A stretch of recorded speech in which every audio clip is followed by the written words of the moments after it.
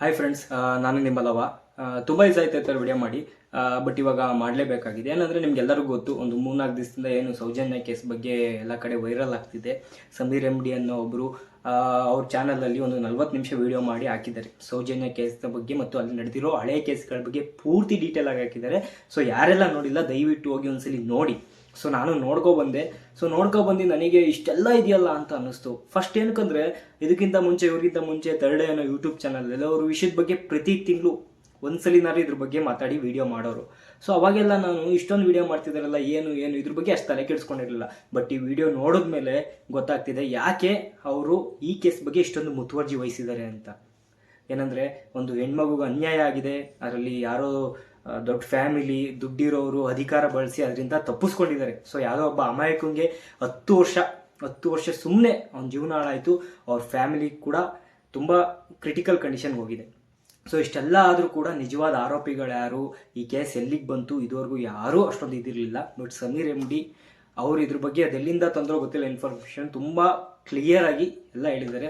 So ಇದರಿಂದ ಒಂದು ಕ್ಲಿಯರಾಗಿ ಗೊತ್ತಾಗ್ತಿದೆ ಯಾರು ತಪ್ಪು ಮಾಡಿರೋದು ಅಂತ. ತಪ್ಪು ಮಾಡಿರೋದು ಯಾರು ಅಂತ ನಮಗೆ ಗೊತ್ತು, ನಿಮಗೆ ಗೊತ್ತು, ಎಲ್ಲರಿಗೂ ಗೊತ್ತು. ಬಟ್ ಒಂದು ರಿಯಲ್ ಆಗಿ ಫ್ಯಾಕ್ಟ್ ಡೈರೆಕ್ಟಾಗಿ ಹೇಳಬೇಕು ಅಂದರೆ ಆ ತಪ್ಪು ಮಾಡಿರೋರಿಗೆ ಶಿಕ್ಷೆ ಆಗೋಕ್ಕೆ ತುಂಬ ಕಷ್ಟ. ಏನಕ್ಕಂದರೆ ಎಲ್ಲರಿಗೂ ಗೊತ್ತಿರೂ ಕೂಡ ಅದು ನಮ್ಮ ನ್ಯಾಯಾಂಗ ವ್ಯವಸ್ಥೆ ಕೇಳೋದು ಸಾಕ್ಷಿ, ಆ ಸಾಕ್ಷಿನೇ ಇಲ್ಲ. ಏನಕ್ಕಂದರೆ ನಿಮಗೆ ಗೊತ್ತು, ಈ ಕೇಸ್ ನಡೆದು ಮಿನಿಮಮ್ ಅಂದರೂ 13 ವರ್ಷ ಆಯಿತು. ಒಂದು 2012ರಲ್ಲಿ ನಡೆದಿರೋ ಕೇಸು, ಇದುವರೆಗೂ ಸಾಕ್ಷಿ ಉಳಿದಿರಲ್ಲ. ಸೊ ಹಂಗಾಗಿ ಇದರಲ್ಲಿ ಏನೇ ಮಾಡಿದ್ರು, ನಾವು ಎಷ್ಟೇ ಹೋರಾಟ ಮಾಡಿದ್ರು, ಎಷ್ಟೇ ಬಡ್ಕೊಂಡ್ರೂ ಕೂಡ ಇದರಲ್ಲಿ ನ್ಯಾಯ ಸಿಗೋದು ತುಂಬ ಕಷ್ಟ. ಸೊ ಇದಕ್ಕೆ ನ್ಯಾಯ ಕೊಡಬೇಕಾಗಿರೋದು ಒಬ್ಬನೇ, ಆ ಧರ್ಮಸ್ಥಳದ ಮಂಜುನಾಥ ಸ್ವಾಮಿ ಒಬ್ಬನೇ. ಸೊ ಮಂಜುನಾಥ ಸ್ವಾಮಿ ಮೇಲೆ ಬಿಡಬೇಕು, ಇದಕ್ಕೆಲ್ಲ ಶಿಕ್ಷೆ ಕೊಡಬೇಕು ಅವರು ಒಬ್ಬನೇ ಇರೋದು.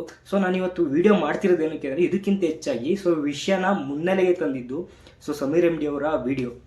ಸೊ ಇವಾಗ ನೆನ್ನೆ ಒಂದು ಹಾಕಿದ್ರು, ಏನಂದರೆ ನನಗೆ ಥ್ರೆಟ್ಟಿಂಗ್ ಇದೆ ಬಂದು ಇವಾಗ ಫೋನ್ ಕಾಲ್ ಮಾಡ್ತಿದ್ದಾರೆ ಅವರು, ನಾನು ಬಂದು ಹೊಡೆಯೋದು ದೊಡ್ಡ ವಿಷಯ ಅಲ್ಲ. ಸೊ ಹಂಗಾಗಿ ನನಗೆ ಏನೇ ಆಗುತ್ತೆ ಅಂತ ನನಗೆ ಗೊತ್ತಿಲ್ಲ. ಸೊ ಅದರಿಂದ ಎಲ್ಲ ಸಪೋರ್ಟ್ ಮಾಡಿ ಅಂತ ಒಂದು ವಿಡಿಯೋ ಮಾಡಿ ಹಾಕಿದ್ರು. ಸೊ ತುಂಬ ಬೇಜಾರಾಯ್ತು ಅದು ನೋಡಿ. ಸೊ ಸತ್ಯ ಮಾತಾಡೋರಿಗೆ ನಮ್ಮ ವ್ಯವಸ್ಥೆ ಕೊಡೋ ಗೌರವ ಇದೆ ನಾನು. ಸೊ ಇದರಿಂದ ನಾವೆಲ್ಲ ಒಂದಾಗಬೇಕು. ಇವಾಗ ಅದು ತುಂಬ ಹಳೆ ಕೇಸಾಗಿ ಇವಾಗ ಮಾತಾಡಿರೋದಕ್ಕೆ ಸಾಕ್ಷಿಗಳಿಲ್ಲ. ಸೊ ಅದರಲ್ಲಿ ಏನು ಕೂಡ ಶಿಕ್ಷೆ ಕೊಡೋದು ತುಂಬ ಕಷ್ಟ ನಮ್ಮ ನ್ಯಾಯಾಂಗ ವ್ಯವಸ್ಥೆಯಲ್ಲಿ. ಸೊ ಈಗಲಾದರೂ ಆ ಹೆಣ್ಮಗುಗೆ ಅನ್ಯಾಯ ಆಗಿದೆ. ಸೊ ಇವ್ರ ನಡುವೆ ಆ ಅನ್ಯಾಯ ಆಗ್ದಂಗೆ ನಾವು ನೋಡ್ಕೋಬೇಕು. ಇವ್ರಿಗೇನಾದ್ರು ಹೆಚ್ಚು ಕಮ್ಮಿ ಆಯಿತು ಅಂದರೆ ಮುಂದೆ ಯಾರು ಕೂಡ ಈ ಥರ ಆಗಿದ ತಕ್ಷಣ ಸಡನ್ನಾಗಿ ಇದ್ರ ಬಗ್ಗೆ ವಾಯ್ಸ್ ರೈಸ್ ಮಾಡಲ್ಲ. ಸೊ ನಮ್ಮ ಪರಿಸ್ಥಿತಿ, ನಮ್ಮ ವ್ಯವಸ್ಥೆ ಹಿಂಗೆ ಇರುತ್ತೆ, ನಾವೆಲ್ಲ ಹಿಂಗೆ ಇರಬೇಕಾಗುತ್ತೆ. ಮುಂದೆ ಒಂದಿನ ಎಲ್ಲೋ ಯಾವುದೋ ಒಂದು ಹೆಣ್ಮಗು ಆಗಿರೋ ಇದು ನಮ್ಮ ಫ್ಯಾಮಿಲಿ ಕೂಡ ಆಗ್ಬೋದು.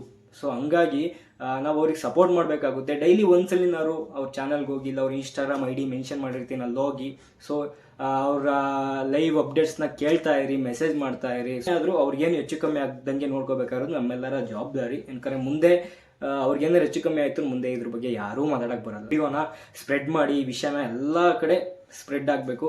ಸೊ ಅವರಿಗೆ ನಮ್ಮ ಕಡೆಯಿಂದ ಒಂದು ಸಪೋರ್ಟ್ ಇರಲಿ.